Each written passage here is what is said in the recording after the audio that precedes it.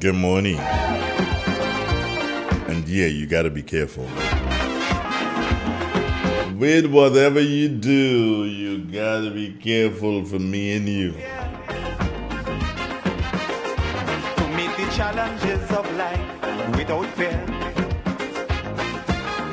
Greed and jealousy, hatred and envy. Alright, so what gives?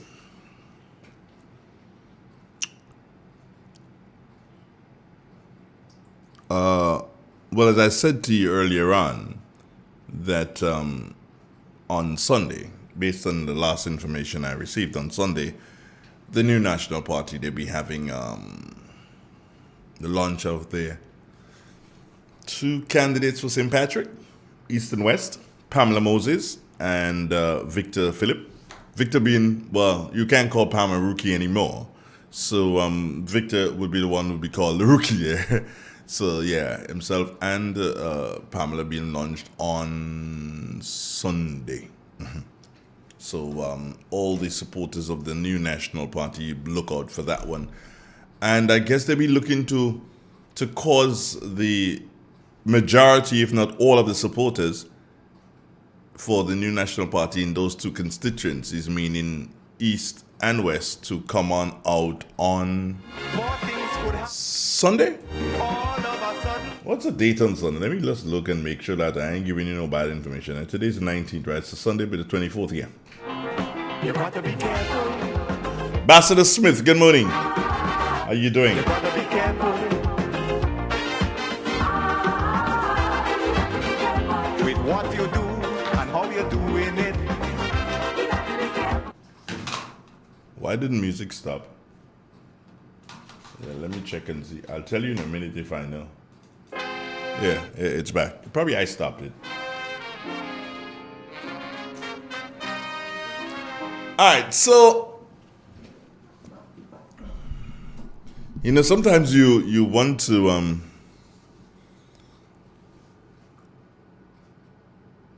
you want to start a conversation, but like when you feel like you kind of rusty. Yeah, I'm feeling kind of rusty right now because I want to start a conversation, but what I want to talk about, I don't think it is the proper thing to speak about at this particular point in time. No, it doesn't have anything to do with mainstream politics. It doesn't have to do with You know what? I'm going to speak about it anyway. Now,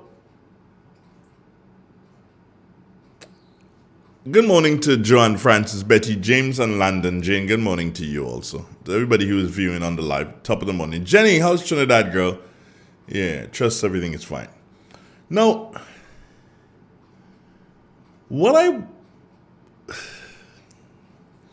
let's look at it this way. I'm of the notion that the police can do a better job than they're doing. I'm of the notion that the police can do a better job than they're doing at this particular point in time. Yeah, I'm of that view. There's nothing that stops me from believing that. Why? It has to do with me and observation. You observe certain things happening.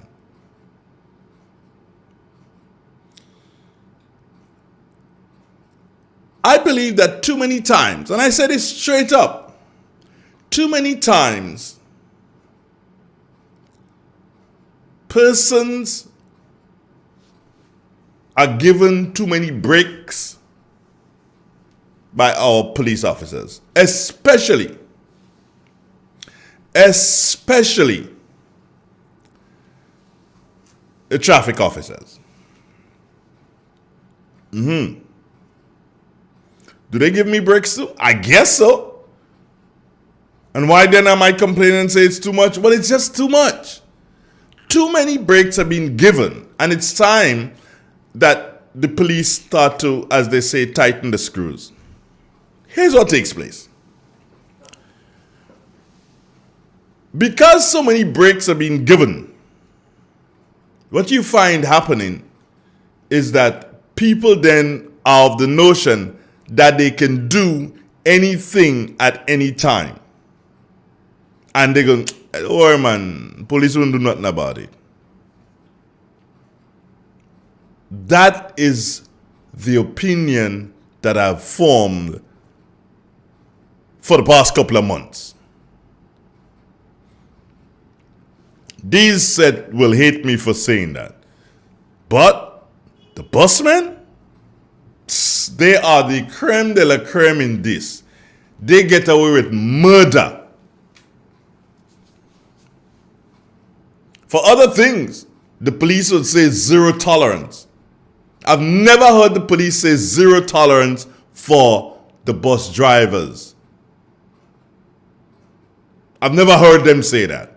And I honestly do believe it is time that they say zero tolerance. Straight up. The bus drivers get away with murder.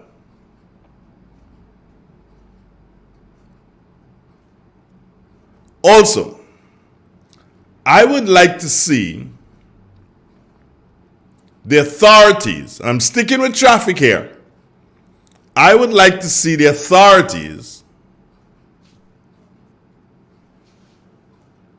take a break from the issuance of license.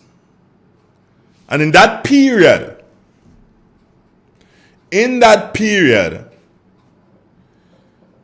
you sit and reorganize the whole thing. Maybe even get the authorities to change a couple of things in relation to the law. For instance, there are countries where when you get your driver's license finally, you don't go and rent a car tomorrow. No. Or you're not seen driving alone anywhere. Especially at nights. Because you know one of the things? Here's what. You did your entire course for driving, and not on one occasion did that instructor take you out in the night. Nah. So night driving is something that is totally foreign to you. That's why you need to have someone with you. And I believe it is time, because of the craziness that is happening on our roads, especially with our new drivers, because of the craziness, I believe it is time that you say, well, you cannot and should not be driving a vehicle by yourself for 6 to 8 months after you would have been given the driver's license. Yeah. Because you still need to have that to get experience of driving on the roads. I'm still learning. And I've been driving, I ain't gonna say, yeah, about 30 something years now. Yeah, and I'm still learning. Authorities. Mr. Francois, you're in the chair now, sir. Good morning to you. Mr. Pierre, you're there too, sir. Good morning to you also, and good morning to your wife. Good morning to Mrs. Francois also. Let me say this to both of you gentlemen. And if you ain't here, I know somebody can tell you. It is time to revise this whole thing about license. Time to revise it. You put in a set of people on the road, both male and female, who will kill people. And that's a fact. You may not like to hear me say it that way, but that is a fact. We need our drivers to be a bit more tolerant. And the only how they can be tolerant is to know that when they're issued with a license, there are certain conditions. When you issue them with a license now, as soon as they get that thing in their hand, what thing they gone? Big bada boom. Yeah. That is what takes place. Big bada boom. What? What? Let me tell you something. Mr. Nigel John, I don't necessarily comment. To begin with, I never drove a green Nissan bus. That's one. So let's put that aside. And did I have an accident? Yes, I did have an accident. And you're correct. I did have an accident in the Plains area. So what use, where are we going with this, Mr. Nigel John? Now, I believe that you, Nigel, you have a serious problem. You have a serious problem. And I can't seem to fathom where or what your problem is. Let me tell you something. Do not force me to say things I know and things I don't know about you. Because what I don't know, you would not like to hear. But guess what? People would not be able to decipher that which I know and that which I don't know, Mr. Nigel John. So let me just do so and say to you, ease yourself. Yes, I had an accident, and people can see the results of my accident on my right hand. There's a scar there. And yes, I had an accident in Plains. Whether it's 80s, 90s, whatever.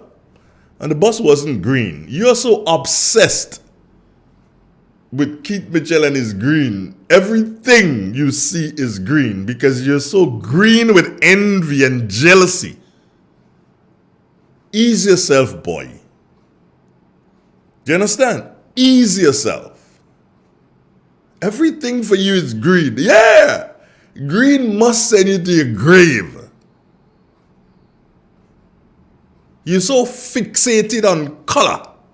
That's what your problem is, Nigel John. I'll give you the publicity you want this morning. I feel in the mood to give you the publicity. But I say to you, don't let me say to you or say to the nation that which I know about you and that which I don't know about you. Because guess what? They will know what I don't know. So I'm going to make up a lot of things. Behave yourself. And everybody who's doing something and tell me take it easy, you see, here's what's gone. You're telling me take it easy. Tell him take it easy. Don't tell me take it easy. Because I really and truly doesn't bother with him, you know. But this morning, I have to do so. Because we're speaking something here, something that can save lives. Yeah? Something that can make our community, our society, and our Grenada better. And you, Nigel, don't let me say to people to ask you what has happened in Mount Craven. Don't let me say to people that. I beg of you, my brother, leave Andre alone. You understand? Leave Andre alone. Andre is not good, especially when he's this cool. You understand? Especially if I'm that cool, I'm not good. I'm not good thing to deal with. I could help you buy a couple of walking sticks, you know, because no, you wouldn't need walking sticks. That's what you're saying to me. I know you don't need them, but you know who would need them. Leave me alone. Please, I beg of you.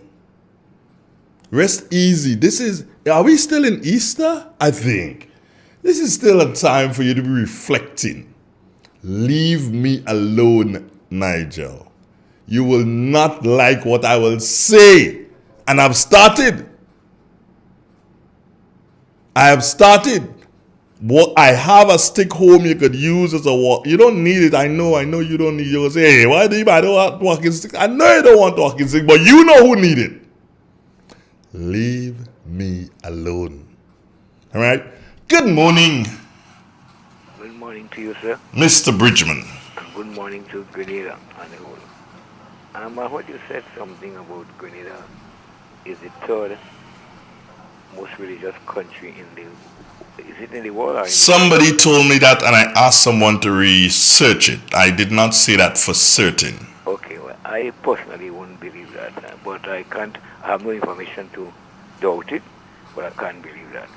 What I know is that in St. John Gore we have about we could shake one side at 13 or 16 different churches in the within the town of St. John. I don't know if they're using those kind of yardstick to measure, but I know for that. Secondly, you said that the NMP will launch in the next two candidates, two more candidates, at least two St. Patrick's candidates, Sunday. I think one of the problems with the NMP in their publicity and in their announcement of meetings and so, it does not properly regulate it. People not know and the contact not seem to be well enough, and therefore people get left off and people don't know the procedures and how to get in touch. I don't understand that. Please explain, sir. When those meetings are announced and they're looking for persons to go, a lot of times people who want to go get left out. A lot of times people who they tell about it are not aware of the means of getting in touch with the bosses and whatnot. The contacts seem to be not flowing properly. The persons that are doing the mobilization seems to doing it properly. Okay, let me just say this to you, Mr. Bridgman. In relation to the first meeting that the New National Party would have had 2 Sundays ago, where they launched Kate Skeeter Lewis Peters and Delma Thomas. Now, the intention was never to organize NNP members, supporters, sympathizers, whatever you want to call them. It was never to organize them on a national basis. It was organization in the 2 constituencies, and if others in other constituencies across the nation, including Carriacou and PD Martinique, if others wanted to come, then they can come. They're free to come. So it's not something that, this is not what you will call a national meeting.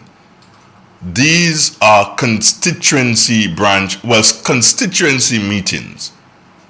St. Patrick's East, St. Patrick's West, they have to go out, mobilize their people, and get their people to come out.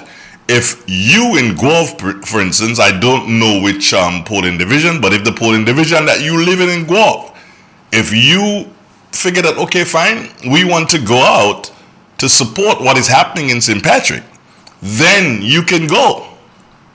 So it is not something if you realize that what they're doing is just informing the constituents in the 2 constituencies that this is going to happen. Do you understand? Yeah, I heard what you say, but I am saying what I'm saying with a bit of knowledge of what I'm saying. The last meeting that you just spoke about I had, on Friday I went into the office and asked whether or not there's any transport or any arrangement. And I was told by office personnel, yes, there are, and they are trying to put together a list to find out who want to go, and they will have to pay $10 as a assistance. Exactly. Right? When that was said, my name was the first name that went down on the list. And I did not receive any notice. That was Friday. Saturday, I did not receive any notice. Up to Sunday, I called somebody at concern again. And I got to know that yes, they have been brought out big bus. And the time the bus will be leaving. I went down before the time the bus was leaving. The bus, that big bus never left. We understand that they had two other small buses. And the two small buses came up with less fill. And there were people wanting to go based on my understanding. I didn't even come up with one of the bus. I came up with Dhaka. And it happened, you have to pass people who were waiting and looking for the bus. All I'm saying is that the organization, the persons, if we people go to hold the responsibility to organize, it must be more properly done. I'm saying that it was not properly done. It's not the first time I'm seeing it happen, not the second time. It's constantly happening. All right, let me just say this to you, Mr. Bridgman. The story about the buses, you gave me that's the third time you've given me that story about the buses, okay? I'm just letting you know there's a couple of things here. And if you realize that there is a problem in relation to organization at your level, it is not correct. When I say at your level, meaning your constituency, if you guys had an issue there with the buses last time, it's not correct for you to brand and say, okay, fine, NNP has that problem. That may be an issue there, an isolated issue, and something could have gone wrong there.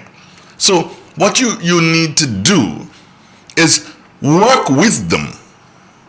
Work with them in the constituency so as to ensure that something like this does not happen again. But it is not correct for you to do so and say, well, NNP has that problem, when I don't believe that they do.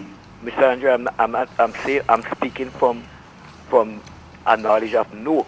And it's not the first, not the second, not the third, not the fourth time that it happened. And I'm saying it doesn't only happen in that constituency. I'm in touch with other people. All right, Clifford. Right? Good. And I'm just saying what I know happened. All right. At sometimes you have to take what somebody says. You don't have to believe it. But I'm saying this is something that I see happen already. And I'm aware of it happening. Right? Apparently some people give their name and they still ain't go. And the coordination seems to be not working as is expected. And that's what I'm saying. And I could prove them. I try to recruit any special constituency. I'm saying that this happens. All right, Clifford. Okay, right. I understand. All right? Yes. Okay, take care. Have a wonderful one, my brother. Take care of yourself. It is real. It's 91.9, 91.5, www.drealfmgrenada.com. So just remember, friends, if you live in another constituency, if you live in St. David and you want to come on Sunday, yeah, because, it's an NAB thing, you want to associate with your NAB brothers and sisters in St. Patrick's West, you are free to come. All right? It is not a situation where the party is having a national event, so they're going to bus people in. No, you organize your bus, pay your transportation. If your rep in your constituency wants to pay buses for you, hey, that's okay. That is why you should be raising funds. Do you know what I'm saying? But it's not a thing that the national executive is going to take in the responsibility to bus people in. That is your responsibility coming from other constituencies. All right? Now, it is also the responsibility of Mr. Philip and the responsibility of Ms. Moses to handle the people in their respective constituencies and bring them out. Bicycle, car, truck, whatever they can organize to bring out their people. A man tell me, he go and look for a flag. I say, a flag there? He say, Jay, I put out a flag. I say, okay. He say, a big flag, Jay. The flag we were hanging out by the bar in my days, and he said the flag could cover the whole bar here. He said I had to go and take it out and iron it and get it ready for Sunday. I'm like, oh my God, here we go again. The thing start. Who said that? Was it Prime Minister who said that, or was it Kate, or was it who said that? Somebody said the thing start now. I have to say this here. Now, I remember I did promise that I was going to say a couple of things. Yeah, Nigel, you feel like done with you? I ain't finished with you. Let me tell you something. I can't, for the life of me, I can't understand. I was a member of the National Democratic Congress. Yeah.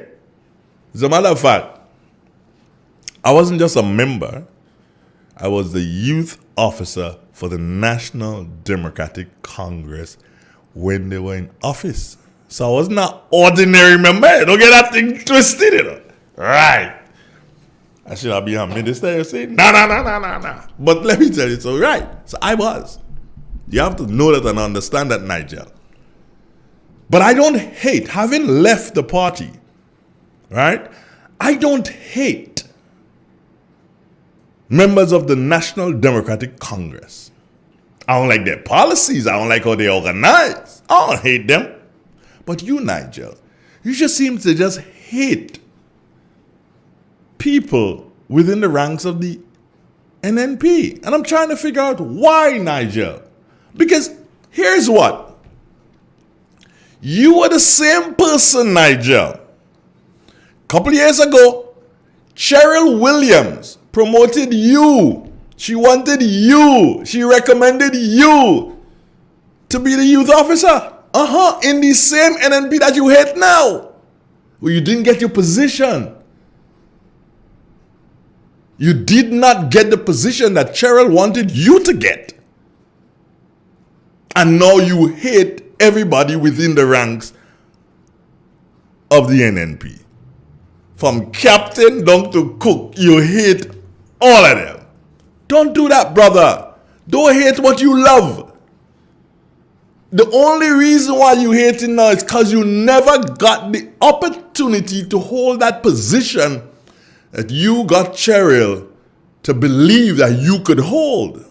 So I said to you, don't let me say things. Don't let me say things, brother, because there's more I can say. Relax. Take it easy. If you behave good today, I promise I am not going to say anything more. You understand? If you behave good today, I promise you I will not say anything more. Because I have a lot more to say. Yeah, Cheryl go vex at me, but do I really? It doesn't matter. It is the truth. How do I know that? Come on. I'm a member, you know.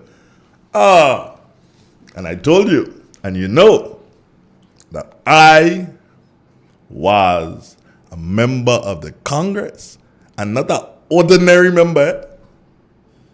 Not an ordinary member. As a matter of fact, look at it this way. Yeah? This one is kind of laughable. Had I stayed in the Congress and be still on the executive in the Congress today, I would have been the most senior member on that executive, you know. I would have been the most senior member on that executive. Check it. Even if Nazim was there, I would have been senior to him because I was in the Congress before Nazim. Do you understand? Nigel John, behave yourself. You don't know about Andre Donald. Do you understand? You don't know anything about Andre. Don't let Andre start saying things about you, Nigel. According to my friend here, sour grapes. Sour grapes is your problem. You did not get the position Cheryl wanted you to get. Leave me alone, Nigel.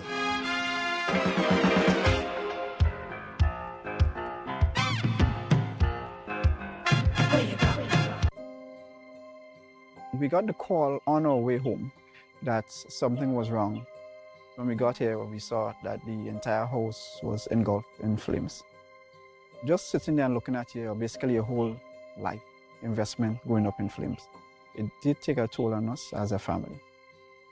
Once we decided to rebuild, the thought came up to use the Housing Authority of Grenada. After they sent in their quotation, which we thought was very, very reasonable, we decided to go with Housing Authority of Grenada. They were very helpful. They visited the site weekly. The staff was very professional. The contractor was very professional. They delivered our house on time. The quality of work was amazing, and as you can see today, we are not disappointed. I would definitely recommend Housing Authority of Grenada for all your construction needs.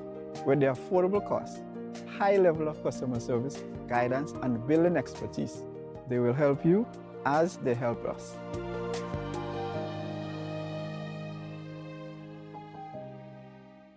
There comes a time in every household when a loved one passes on, and we all need the support and guidance of a trusted friend.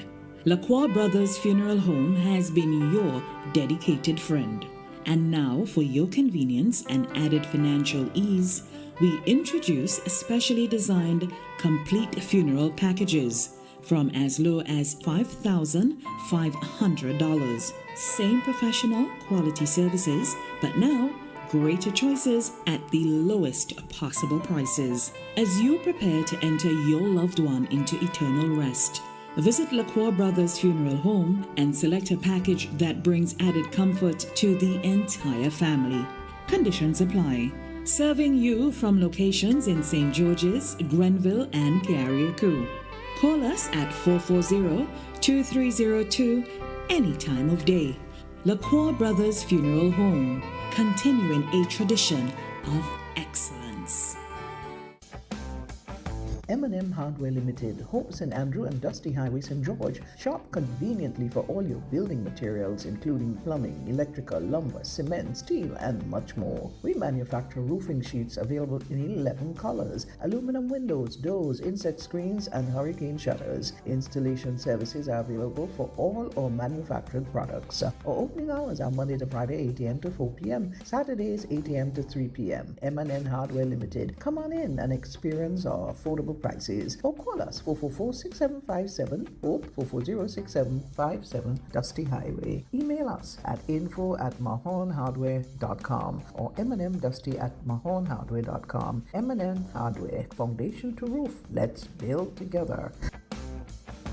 Republic Bank advises its valued customers and the general public of the temporary closure of its Guave branch from Tuesday, April 19th to Friday, April 22nd. This closure is necessary to facilitate critical renovations to the building. Customers are encouraged to use the Melville Street, Sauters, or any other branch in close proximity during the period of interruption. The bank's 24-hour ATM and online banking services remain operational for your convenience. Republic Bank remains committed to delivering the highest levels of service to its customers and solicits your understanding during this time.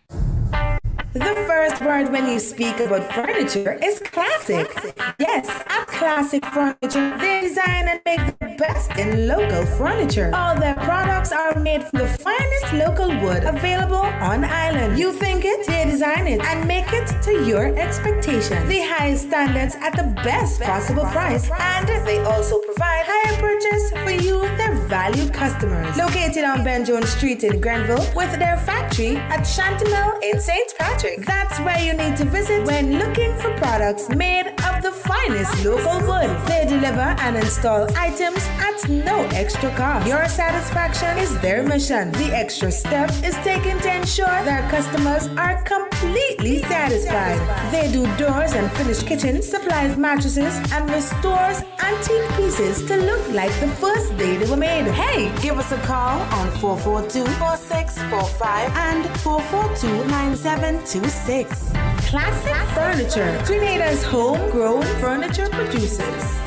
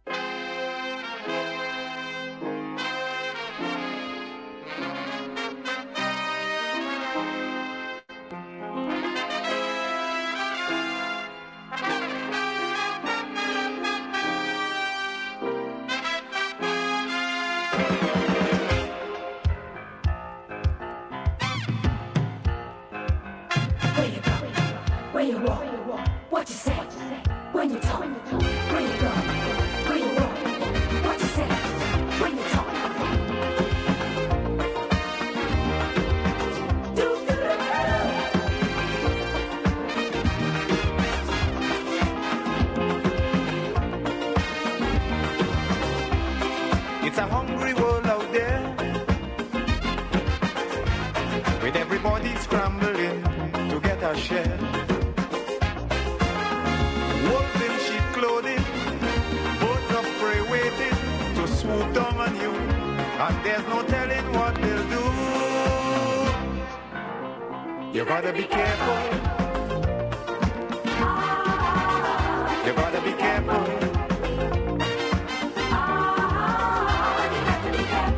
It is real. It's 91.9, 91.5, triple W. If you need to, I think you need to do something, arrange that mic a little bit forward.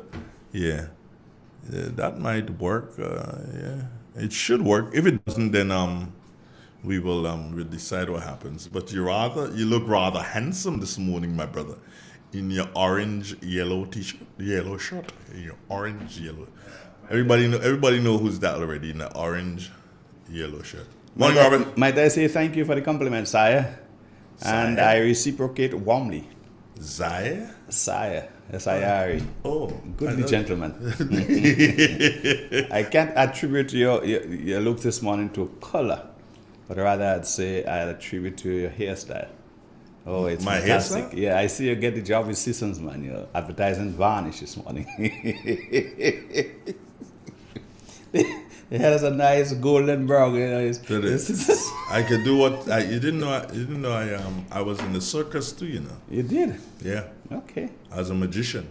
Oh, yeah, you don't make hair disappear? I can make you disappear. I was a magician. I can make you disappear. You don't want that, do you? No. Right. Forget the circus days. Don't go back there.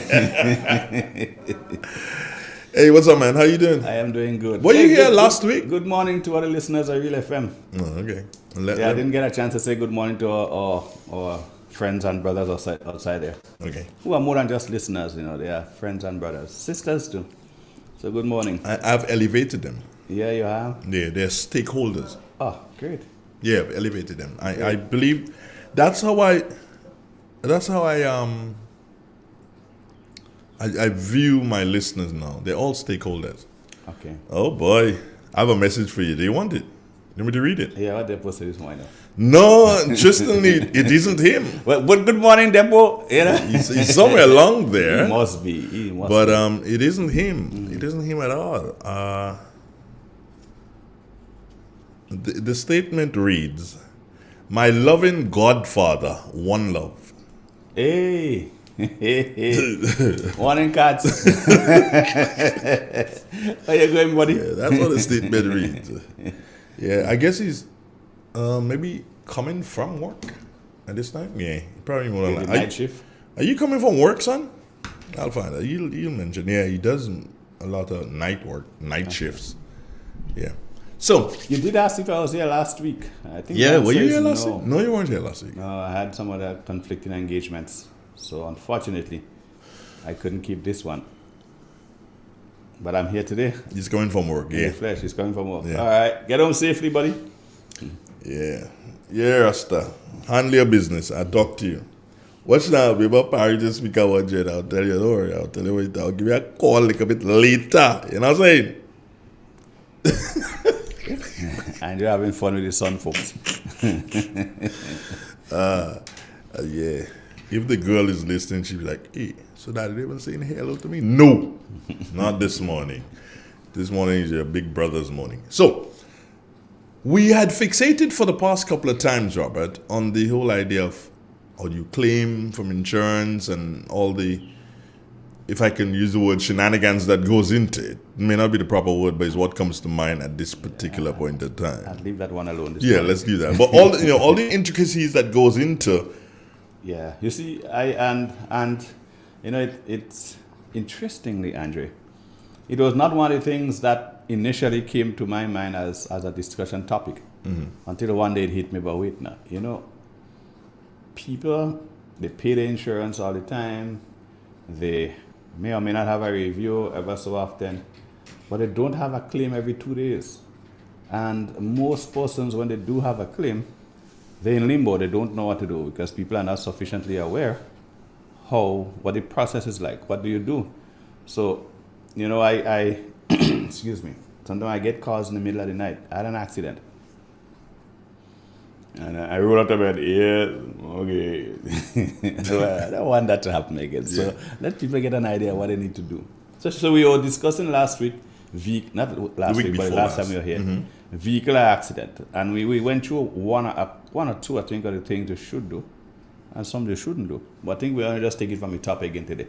Just for the benefit of probably those who may not have actually gotten a chance to take us a bit, from the top last time. So once there is an accident, remember we're speaking vehicular accident now. Once there is an accident, whether you think you're right or you're wrong, I say the first thing to do is be civil. Right? So not because you figure the man bad drive you, or the guy shouldn't drive like that, and you are the right away, and whatever the things that make you feel you're right. There's no point in taking your cutlass out. There's no point in threatening to chop up his mother and the rest of the whole family. Right? That's why, to me, the accident happened already. As I said, you cannot unbounce. You don't bounce already. Beyond that, what you should be thinking is, okay, how do we, one, make sure we collect the information associated or surrounding this accident properly? And how do we accurately reflect it to the insurance company in terms of the claims process? So you stay civil, right? Two, you call the police. As Madia would say, call the papa. Right? You call the police. Why do you need to call the police? Because it is very important. Apart from the fact that the police department would like to, and I think has a responsibility to know every accident that takes place on the island for statistics purposes. But beyond their own need, you need to have the police there to gather the information, because the police is the only, well, not the only, but the most credible source of information that the insurance company would like to rely on. Let me say that again. They're the most credible source of information that the insurance company would like to rely on. I also said that they are only, but they're not necessarily only, because you as a client, the company would want to rely on information from you as well. But the police, and the reason why the police is one of the sources that the insurance company rely on, now they have the legal authority, but they also should be unbiased, right? So I bounce Andre, and as far as I'm concerned, Andre wrong. And Andre and I meet up in the accident, as far as Andre concerned, I wrong. So there's always this thing when people have an accident. The other man always wrong. So the police should be a source that is neutral and unbiased. So you call the police. Now when the police gets there, the police would seek to get the measurements. The measurements are critically important. Where the vehicle, what part of the road the vehicle was on, who was going in what direction, what is the width and length of the vehicles, they would take that too. What is the distance from the right side of the road to the left front wheel and vice versa, and those other things. And most critically, they would seek to determine what's the point of impact. So they would ask both drivers, what's the point of impact? Right? Sometimes the drivers agree on a specific point, sometimes they don't. One man could say the point of impact is here, the other one say no, quite there. But the truth is, the police will gather the information. Now, while that is happening, it is useful, you as one of the persons involved in the accident, or even if you don't do it yourself, but if you have persons on hand, take the information. And the police sometimes ask you, I think most times I'm on the scene of an accident, you hear the police asking the persons who bumps. You can take the information now. If not, the only way you get it again is by making an application to the Commissioner of Police. And sometimes that takes a little while longer than you would like it to.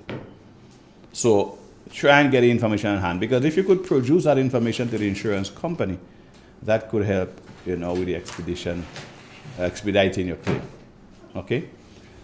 So you call the police. Now, last time I said you do not accept liability. And I explained, and I will explain today again, why the company prefers that you do not accept liability. It has nothing to do with them not wanting to pay the claim. And again, you may run into the back of a gentleman, and for all indications and inside of your heart, okay, let's put it this way. The vehicle parked up on the side of the road. You, while attempting to avoid a collision from another incoming vehicle, you run into the back of the vehicle that is parked on the side of the road. Of course you know you're wrong. That vehicle wasn't even moving, and you hit it. So you're wrong. But the insurance company would prefer that you said that to them in the report, because you would have to do a report to the insurance company surrounding the accident, and they would ask you all sorts of things on the report. Even ask you to do a little drawing, recreate the accident through pictures, through your artistry. And a bad day, Andrew, you could just tell me how the accident happened, and I could recreate. Yes, man. King Lion.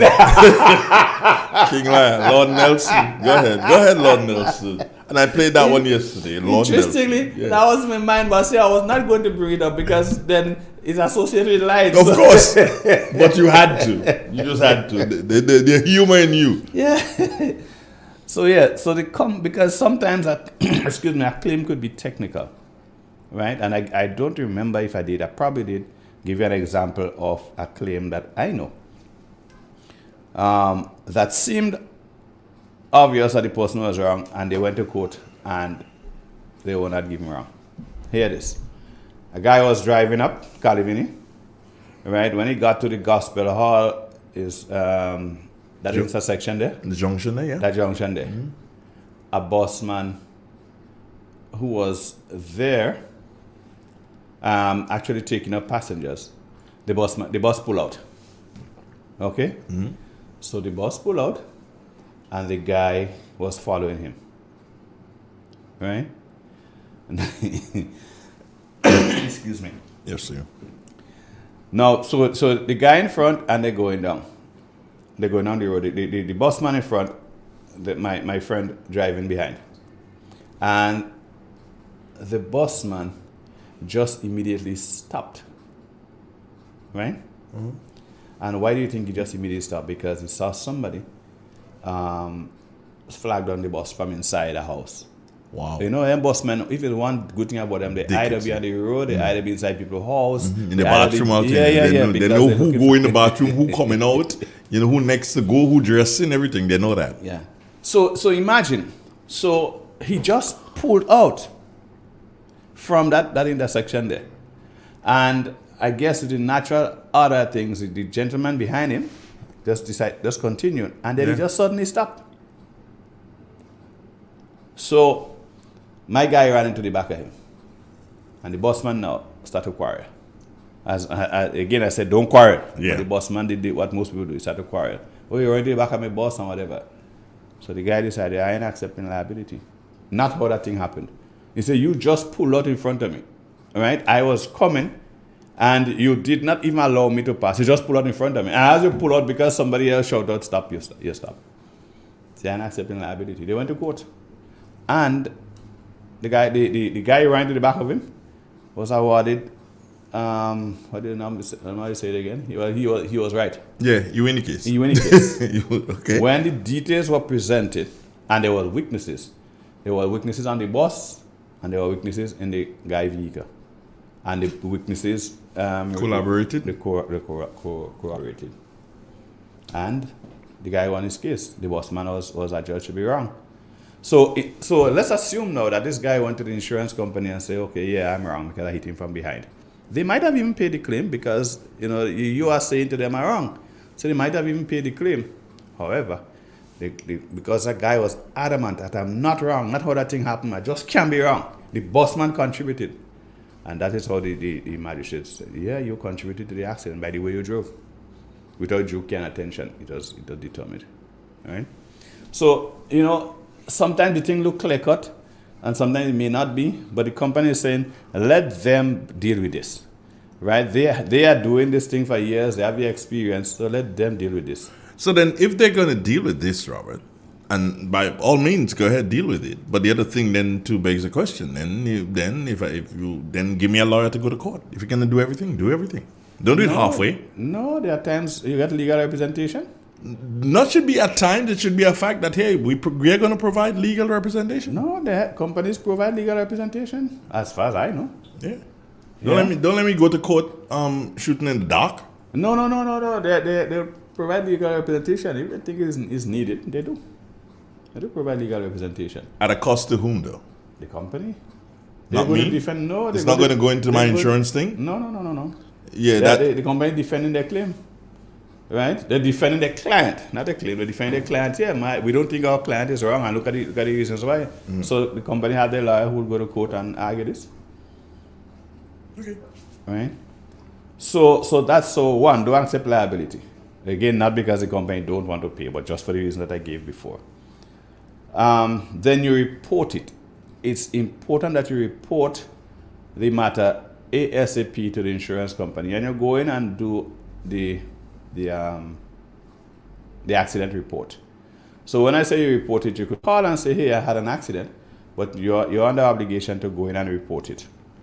So, and that's, remember I spoke about the drawings and all that before. The accident report form will ask for details. Where it happened, I don't know what time, what was the condition of the road, what are the vehicles involved, was there any personal injury? That's a critical thing, very important. Insurance companies want to make sure that if there are persons who got damaged in the accident, that they sort it out. Because these claims could come back to haunt you down the road, especially if you delay on it.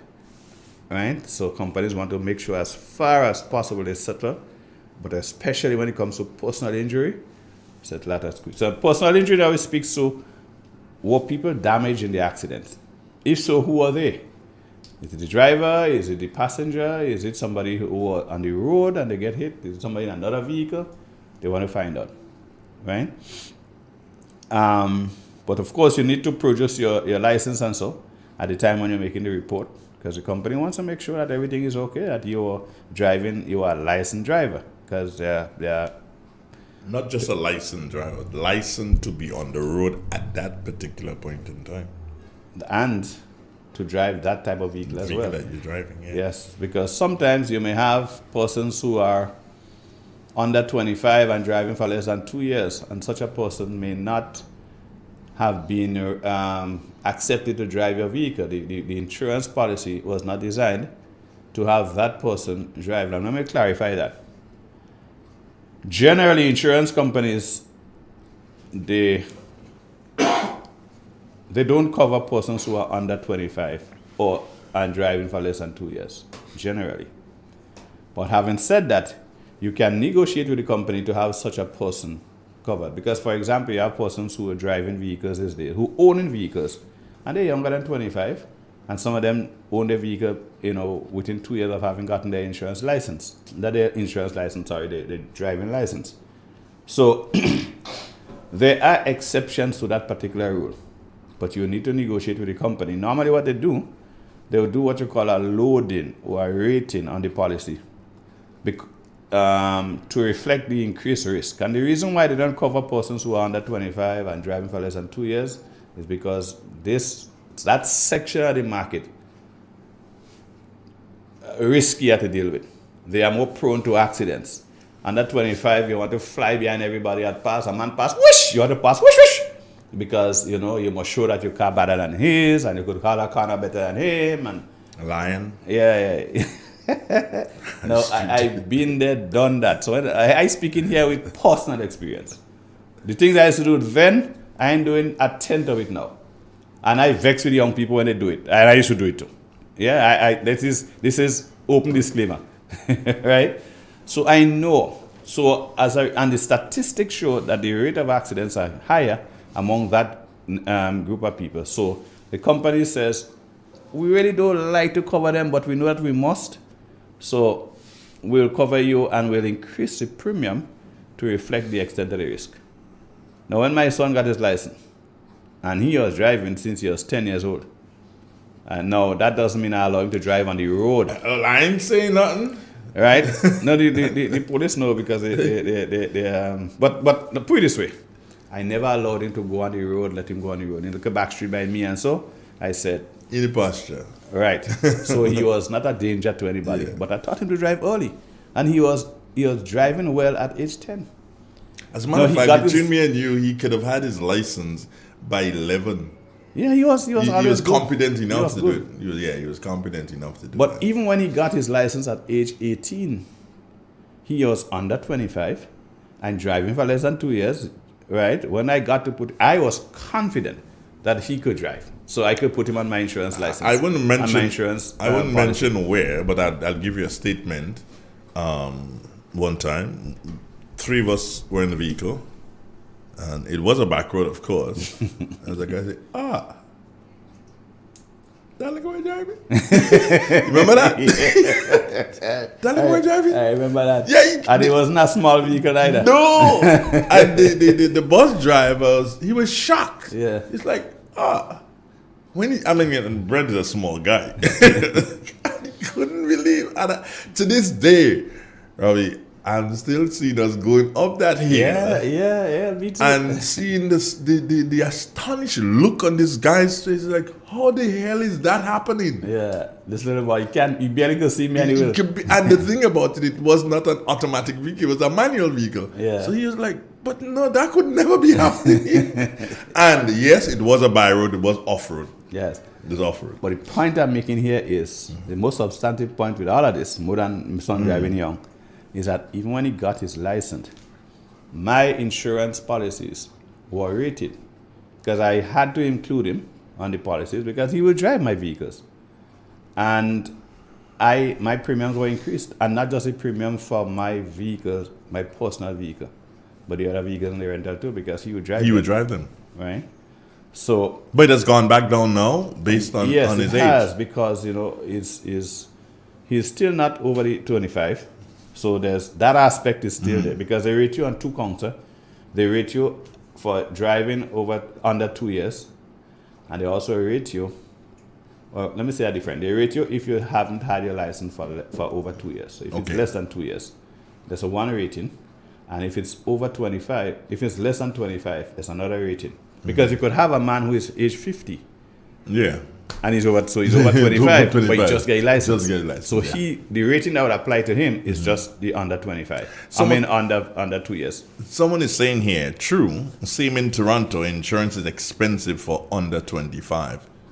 Right. So because I guess the experience is that people are people, wherever they are. People are people. Young people are excited about the fact that they're driving, and they want to test the vehicle how fast it is, because that's the excitement. And not the funny thing about it, ads for selling motor vehicle always show you how fast it could go. Unless the emphasis is on power, but most time the emphasis is on speed and power. No, speed. I wouldn't. Well, speed and off-road ability. Right. That's so unless the emphasis is on ability. That, yes. Yeah, some crazy things which are done off-roads, and people figure, oh yeah, well I could try that too, not realizing that these things are staged. These things are done in controlled circumstances, controlled environments. Controlled environment. This morning, Robert, I was speaking, and interestingly that I spoke about that this morning. Not even thinking that you're going to be here. Hold one sec. Sure. If you just hold that thought, let me just finish explain that process here, and then we go into the other conversation. So you did your accident report, right? If there's a third party involved in the accident, meaning another person who you bounce, and especially in instances where that other person is right, they would need to present a claim to the insurance company as well. So they need to do an accident report form. It's called a third party accident report. Right? So they as well will need to present that to the insurance company.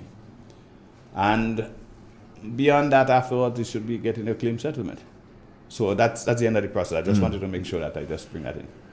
Yeah, I was talking this morning, and I was saying to the authorities that we need to relook the whole thing in relation to driver's license, the issuance of driver's license, and ensure that there's a process after driver's license are issued to a person. What do I mean by that? In Trinidad, as I say, 2-step there in Trinidad, when you're issued a driver's license, you're not allowed to drive the vehicle, or you're not supposed to drive your vehicle, or whatever vehicle, if there isn't someone present for the first 6 months. If you're driving alone and you're caught, you could lose the license for a period. All right? I think the same happens in Canada. You can't go onto the highway if you don't have experience driving and all sort of things like that. And I was saying that I don't believe And this, of course, is a traffic thing, but I think it can be influenced too by the insurance companies. Because I don't believe that when a person gets a license, passes his license today, in about a week, he's issued with same. Because you don't get it the same time. Yeah. In about a week, you're issued with same. So you, based on our laws, you're free to go. And I think that there is I wouldn't say an error, but we need to fix that. Because when you do that, that person can go out and drive whatever the class of vehicle that they're licensed to drive. But they drive that vehicle at night and they never learned. In that period of driving, that instructor never took them on the road in the night. So now, that person is a missile on the road in the night. And you wonder why some people you see their lights bright as what? They never knew, and they don't know that. As far as they're concerned, my light's on. They don't understand the need. The need to dip your lights and all of that, which that's a whole other topic by itself in terms of road courtesy and that sort of thing. Yeah. But it's an important part of the discussion that we could probably look at, at another time.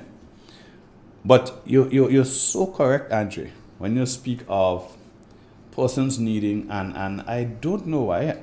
Well, I think I know why. The rules that under which the driving schools operate allows them to teach people to drive from 6 to 6. Mm-hmm. That's it. So they don't have the authority to take them on the road after 6 or even before 6 in the morning. So the conditions that we call night, right? They would never get a chance to experience that. Yes, which is a shortfall in this thing. People need to address it. Right. When I say people, they should the authorities. Be representation. Actually, the driving schools should make representation to the authorities, and they should consider it.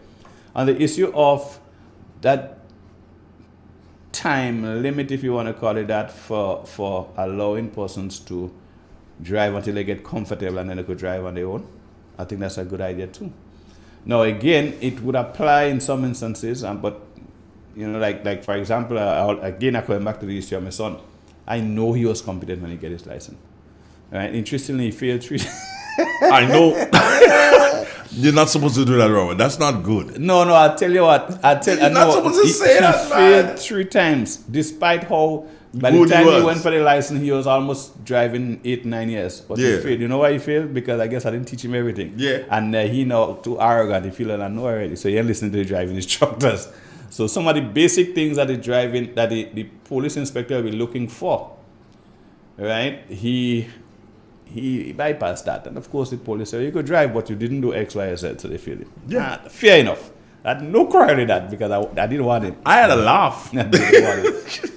But so in his case, it might look as though it's almost unfair, but because he's been driving for all this while, and then the police probably need to know your experience, how long you drive it. It might create some kind of issues because, you've been driving since you're 10, since you're 12, since you're 13. But the truth is, they can't penalize you for anything down the road. Josephus did me that. Yeah, Josephus is a different kind of cat. He's like, he said to Worm, because I went, the first time I went, I failed. And the second time when I went back, he said to Worm, watch him, he could drive. I'm like, how the man could do that? Immediately put me at a disadvantage. Yeah, Worm now watching you with hawk eyes. Watching me with the hawk eyes, anyway.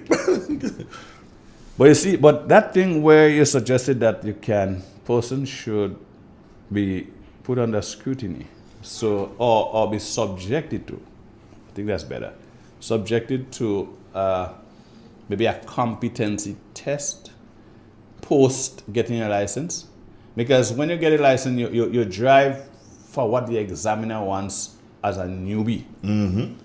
Now, how have you done? What have you gained for the last 6 months? I don't think probably they should stretch it to a whole year, but 6 months afterwards, come back and do another test. Let's see let's see if you're really competent. Maybe they should put you on a different settings, not take you on the road the way they do now and all of that. So then grade the license before. Right. So by that time, you would be in a position, or they'll be in a position to determine, yeah, well, he's pretty competent, and now your license could be full-fledged or whatever, you know. I'm just thinking as I go along, but I'm seeing an opportunity for revisiting the whole question of how do you treat with persons who have their license, the new receipt, person who just received a license, and how do you determine their competency beyond that point? At what point in time could you subject them to maybe some questioning, some on the road practicals, whatever, and see how good they are now, so you can probably give them a upgrade notch or some kind of thing, maybe. Because in other countries, Robert, you have like grade 1 license and grade 2 license, and what you can do with grade 1, you can't do it with grade 2. Well, what you can do with grade 2, you can't do it with grade 1. Put it that way. We can do the same here and have a situation where you get that grade, that license is graded, and you go on to as you say 6 months of driving before you are allowed to even drive at night. Do you understand? Yeah, six months of driving on the road before you are allowed to drive at night. That could be something, and then you go back and you do not. Probably you don't have to go through sticks and whatever again. Take me on a drive. You know, then she can say, okay, take me on a drive. Yeah. And let me point out a couple of things to you and say, hey, you didn't do X, you didn't do Y, you need to do this. I don't believe that you are as comfortable as you can be or you should be. So I want to see you again next month, or maybe in 2 months' time. You know, get more comfortable on the road, because it will save lives. You know, some companies offer. Some companies, I don't remember who in Grenada here, but I know of it happening. I just don't remember who is conducting it. But they offer courses in defensive driving. Yeah, there was that one time, and there's one thing I learned from a driver who went to a defensive driving course, and he said that one of the things that he had to do was to count between one telephone post to the other, and if he got to a certain number, I think it was, if he got to 10 before he reached the other telephone post. If he got to 10 and if he got to, let's say, 6 and he was already at the other telephone post, that should tell him that he is too close to the vehicle in front of him. Okay then. So you had to get to the telephone post by 10, and then he will be proper distance from the vehicle in front of him. But these days, they put in telephone posts anyhow. Well, just suggest there must be a determined distances between poles to allow for that to happen. Yeah, but these days, they put in telephone posts all about. Well, circumstances change. All house are telephone posts under it, so you can't check that. Circumstances change, so maybe they'll find some other creative ways. Yeah. But I think that the whole issue of defensive driving, and I seem to remember one time too that a company as in a business, was able to renegotiate the terms and conditions of the insurance contract for the fleet of vehicles, or the drivers of the fleet of vehicles, because they did say, listen, we just subjected our entire driving team to the defensive driving program. And as a result, they were able to get discounts. Well, the insurances and the insurances that companies themselves can be proactive and come out and say, okay, fine, here's what. After you would have driven for X period with no accidents, and in that period you did complete and have a certificate in defensive driving, then we can take off 2%. We will take off 2% of your premium. You know, give people incentives so that a guy knows that, hey, if I do that, and if I don't do it, then my premium can go up by 2%. And nobody wants anything to go up, so we'll have a lot of people rushing to do these courses, maybe. These are ideas that are worth, exploring. These are ideas that are worth exploring. The fact of the matter is that we on claims and how do you claim, but we are having too many claims. It's not that I want the insurance company to get rich. So because if you don't have claims, you don't have to pay out anything, they're getting all the money. It's not that I want that, but I don't want you to get to hospital. That is what I don't want. I don't want you to have to, you get to hospital and your vehicle get to Top Cat Hospital. Ain't making no sense. It might be able to leave Top Cat Hospital. That sounds like a tongue twister. And it might look as though it never had an accident. It might look but you. But not you. Not you. Chances are for life you could be maimed if you survive. And the thing about it is that, you see, check it, people. When you go to the St. George's Hospital or the Maribor Hospital or the other one in Carriacou, I would refuse to call it that name until they rename it like Howard Blaze or something. When you go to these hospitals, you don't pay. You understand? But when your vehicle go by Top Cat Hospital, you have to pay. And it could be a lot of money. But excuse me, I've always said that, a vehicle could be replaced. Yeah. A vehicle could be replaced. Even if it is totaled and it can't be repaired, well, you say goodbye to this. You might have sentimental attachment, but that journey over. You move on. It's harder when it's a man. If it's harder to replace you. Yeah, we'd have to live without you, but then families could be distraught, and loans could be left unpaid, and other person's responsibility, and all of that. But more than all of this, still, is the fact that you're done. Now, when I was young, wild, and free. When I was young, wild, and free, because I'm speaking again, I'm looking up. As I said earlier on this morning, the things that the younger persons do, I've been there, done that. I drove down High Street one time, and the place full of people, I didn't see nobody. Meaning that all I know, everybody, like when you're driving, sometimes you see trees passing, and the trees all look like one tree after a time because of the speed of the vehicle. I didn't see anybody. And an old headmaster of mine, who's dead now, God rest his soul, Carlisle John, he used to live in High Street. Then Carlisle stopped me and I was coming back up. He said, park the vehicle outside the road. And took me in his car and drove me all around Mali, Coconut Row, everything. And he made that whole circle, speaking to me, and I'll never forget what he said. Can't make a half circle, eh? Huh? Can't make piece of circle. What I said? You said a whole circle. A circle is a circle. He made the circle whole. Yeah. So and Mr. John said to me, he said, Robert, a vehicle is a lethal weapon. I said that this morning. He said you could kill people and kill yourself. Now granted, I ain't gonna pretend that I heard him.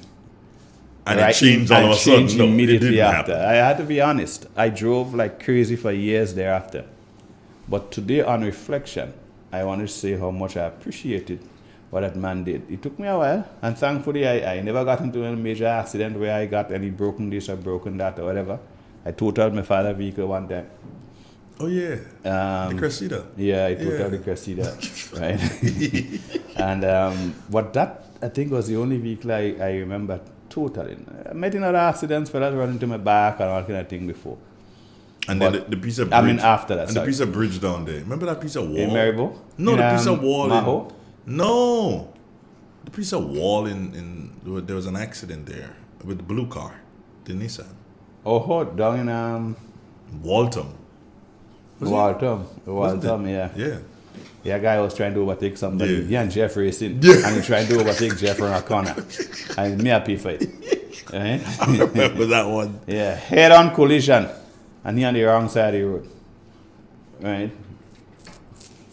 So I've been in a few accidents. Not I've that I had was my wrong. share, you know. I've had my share. I mean, one of the most dangerous one, I wasn't even driving. That's the one in Shantimel where I broke my arm. Yes. I wasn't driving that one. I got a lift. And the other one damaged this one. That was in Plains. And interestingly, I mean, everybody usually says that after an accident, but I was not driving fast. It's just that the truck reversed on that side of the road there. And I didn't see it until it was too late. Yeah, and that was it. But accidents will happen. That is true. And that's why there's Accidents will insurance. happen. And people will continue to claim. But I believe that it is the responsibility of the insurance companies, the responsibility of the traffic department, and us buying into that responsibility to minimize the amount of accidents. If we do collectively, I am almost certain that insurance may be less expensive. Well, of course, because I always maintain and say to people, insurance is a business, right? Now, let's do a comparative analysis. So with the war in Ukraine and with COVID-19 and everything like that, moving stuff from point A to point B has become more expensive. More expensive. I was speaking with the comptroller of customs a couple of weeks ago, and that man said to me, Mr. Belfort? yes, Give the man his prisoner that is St. Patrick's people. Yeah. St. said Patrick's, St. Mark's. Let's a not leave them out. container that hitherto would have cost, let's say, around $4,000 shipping from China has gone to $20,000. When a man tell me that, I nearly collapsed. Has it gone to what? To $20,000 to ship a 40-foot container from China. Say it used to cost around $4,000, has gone to $20,000. And remember, we put that on the war in Ukraine. That's on COVID. That's COVID. That's COVID that caused that, and not the war in Ukraine. Now hear this. It will have its effect, Yes. but Well, COVID is what caused that. So let's assume that one of the big importers of, let's say, chicken, that's what we eat every day, and that man is to buy chicken from China, or that company is to buy chicken from China, and they now have to factor in $20,000 or $16,000 more than they used to, right? But guess what? When it gets to Grenada, remember, government charges duty. There's system involved charging duties on the cost, insurance, and freight to get the stuff here. CIF. So let's assume the cost and insurance remain the same, or the freight gone up by $16,000. The government had no problem. Yeah, thank you. That's an extra. So some extra duties. Yeah. No, Right? they don't laugh. They don't laugh. No, they don't laugh. They just take it silently. No, they don't laugh. Government never laughs at that. You know, they have to collect. They have to collect, and But that's that's the the point. system. So Don't but laugh. the coffers are enriched. Not necessarily. But they make more money. Yes, they make more money. I'm not laughing there. But guess what? Yeah. So the importer now goes to his place and he does his calculation. I still need to make a profit on this because I'm in the business to make profit. That's why I'm in business. So he goes, he, she, whatever company goes, and they say, okay, you know what? These goods have gone up by $2 a pound, right? If I maintain my profit of 10%, my profit margin, things go by $2 a pound. So you find when you come, the goods used to be $3, now it's $5 a pound. Why has it gone up to 5? Because there's more cost in getting the goods to you. Why? I'm taking that parallel now to the insurance companies. The more accidents you have, it will impact on your cost of insurance in pretty much the same way as the cost on the increases on the goods, right? Based on shipping and so would impact on the final cost to market. It's the same principle. So insurance companies are there to make profit. They would maintain that they have to make profit. Because if any business is not making profit, will eventually go under. And they don't want to go under because when they go under, they would go under they can go under at a time when there's outstanding claims to be paid, right? Outstanding coverage to be offered and that sort of thing. And they don't want to mess people up. So the more accidents, the higher your premiums. And it follows why we made the point earlier on that if you're between the ages of 25 and driving for less than 2 years, that group of people present more claims, the premiums are higher. That's why they are rated. Right? So when you are making the point about premium increases, you're so very correct.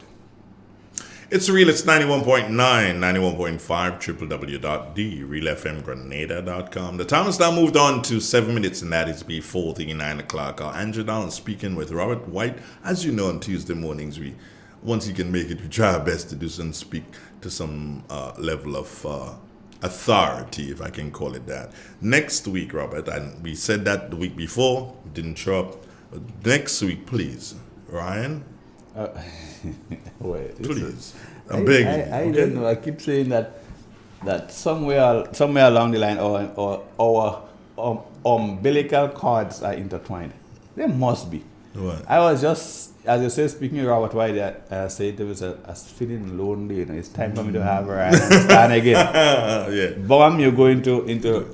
It's just that our minds intertwine ever so often. Yeah. Not insurance. My final question to you this morning, or I'm going to read something that's been posted on, and something which I identify with. It's been posted on social media by Nazim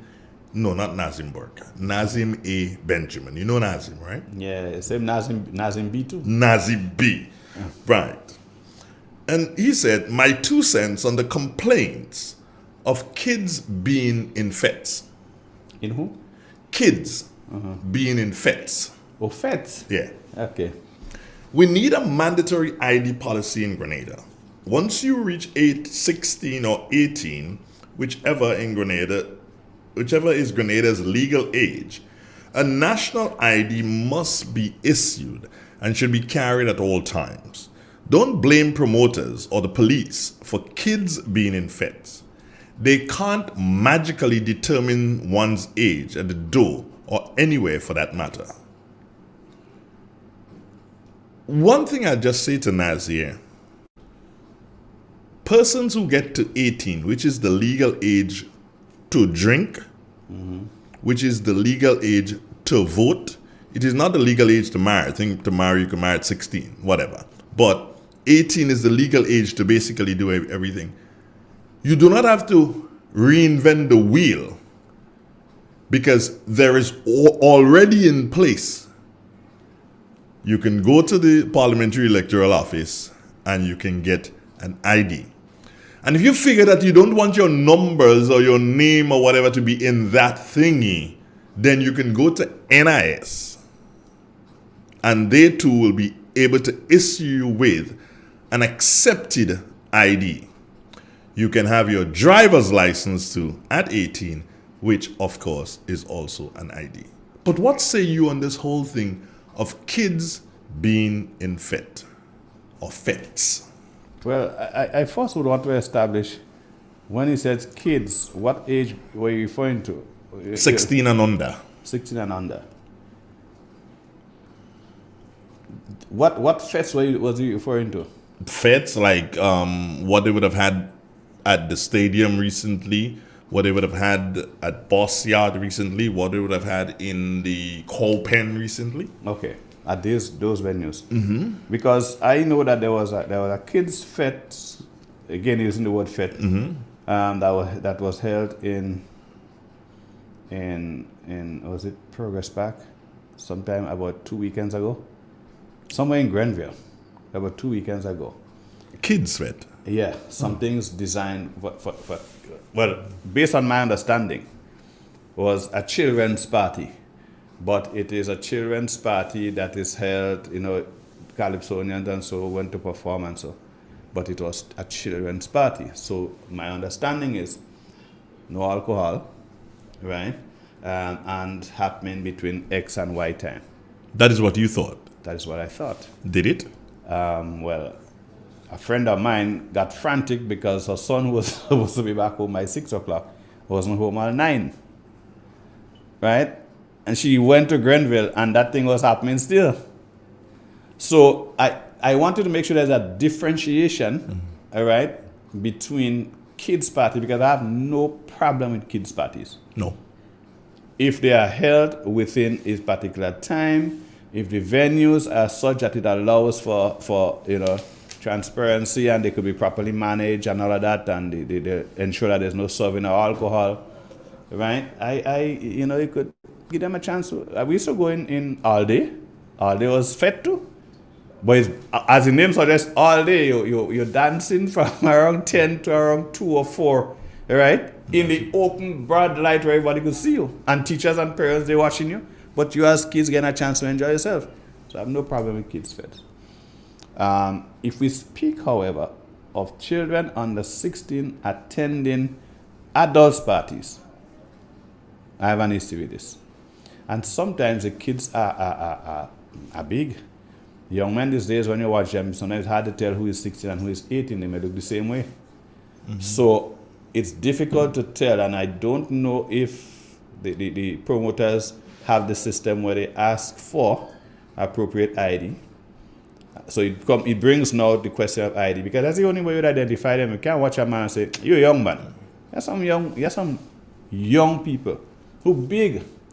And there are some big people who small. So it's hard to tell just on the physical presentation. So you need to get the IDs. I have always believed that yes, when you get to 18, you have your national ID and so, right? But to me, it's time for us to start to consider an ID for every Grenadian, not just till they reach 18.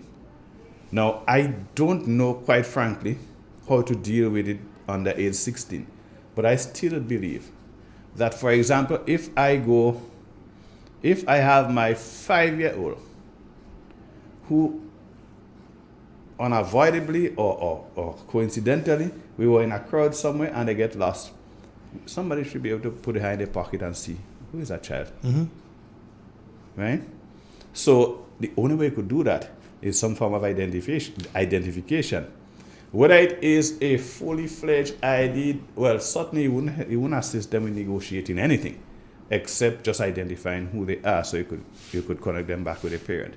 I personally believe, Robert, in view of that, every year, it should be a process that every year or every 2 years, a child enters primary school, right? And that child in grade 1 is issued with an ID, and that ID can last that child maybe up to grade 5 when they exit primary school. Mm-hmm. When they enter secondary school, you issued again with another ID that will take you through secondary school. And that ID you can carry on your person all the time, whether you're going to school or not. So that if you happen to be a child who get displaced at some event and persons, find you, they can say, oh, she goes to Bel-Air Government School, she lives at so, and they could immediately reconnect you with your parents. Easily done. So some form of ID, and again, I said I couldn't figure out how exactly you deal with it, but you brought two good solutions. Yeah. So you get that, and then when you finish secondary school, now the people who, children go on to some sort of tertiary education, others don't, they get a job and whatever. But I do believe that, and that is one of the reasons I am not totally hitting the banks, but that's one of the reasons I like the fact that you have to come with some sort of an ID to open an account. I believe, honestly, that they're asking for too much, if you ask me. But if you have that ID, meaning you go to register to vote, you get an ID. But if you don't want to register, as I said, to vote, go to NIS. And as long as you over 16, I think, you can, and you ask for an ID card, they will give it to you. I think it's over 16. I'm not sure. But definitely at 18, you will get an NIS ID. 18 you should. Which is issued to you FREE. And that can be used and should be used. Robert, I was at a party at the Palace In New York. By the Queen? Oh, No, Okay. in New York. Yeah. Not the palace in Just thought it was England. you and Lizzie. No, not me and Lizzie at all. And at the bar, we were there, and the police showed up. And why do you think they showed up? They're just checking on, making random checks? They weren't making random checks. They set up someone. Uh-huh. They had a youngster enter the party. He paid to enter because he was 16. But you have to be, I think, 18 or 21 to be able to drink. But 16 or whatever, you could enter the party. So legal age to enter the party. But he couldn't drink. Couldn't drink. Yeah. However, the person at the door would have asked for the ID, and the ID was shown. So, of course, pay money and go inside. Well, that person dispensed the obligation. Yes. Yes. The person in the bar did not, because the bar is busy. The person ordered an alcoholic drink. Those cream something, whatever. Ordered an alcoholic drink. And it was served. Paid for. And as soon as the person accepted the money, the cops flashed their things. And a ticket was issued to the owner. Yeah. They set it up. And the ticket was issued to the owner because he was not following. Ask for that ID.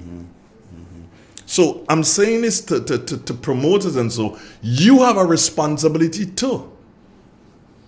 I agree, because at the end of the day, yes, if you're doing business, you must do business in a way that you can profit, but it will not, your doing business should not have any detrimental effect on the community. Right? I mean, that's why you have the whole issue now of the green climate, this and the green this and the other. Companies have an obligation to protect the environment. Well, you doing business have an obligation to protect the people who you're doing business with. So it's just, but I really and truly would like us, meaning as a nation, to understand that we need to start doing this before this started to do us more, because it is doing us. You know, when I observe, and I live close to Boss Yard, and I'm standing there, you know, and looking at the youngsters going to the parties, and you look at them, granted, I ain't not their father, their mother, but when you look at the youngsters going, you're wondering, how the heck is that happening? How does that happen? But again, just pay your money and come. Pay your money and come. And I think that it is time for the authorities to start looking at this and say, okay, fine, yes, you're 18 and you whatever, and you can do X, fine. But as the authorities, we have an obligation to the younger than 18. We have an obligation to the 14 and 15-year-olds who go to these fetes, because they do become vulnerable. Anyway, it was nice talking to you again, as per usual. I hope that you would remember to speak to Ryan sometime in the week. I'll reach out to him. And let him know that he's going to be on next Tuesday. Next Tuesday. God's willing. God's willing. What are we talking about? We continue with claims? Where we have exhausted claims. Yeah, because but no, we could do claims again, because I tell you, you can never tell people too much about claims. So at least if we have 2 programs each on how do you, last time we dealt with how to claim for a life insurance policy. Now we deal with how we did the claims process for an accident, that vehicle. Yeah, we would find if you have a burglary or something, so you know, how do you claim? Yeah. Take care, bro. You're welcome. One love. Triple N. Informative, entertaining, and first. Every hour on the hour.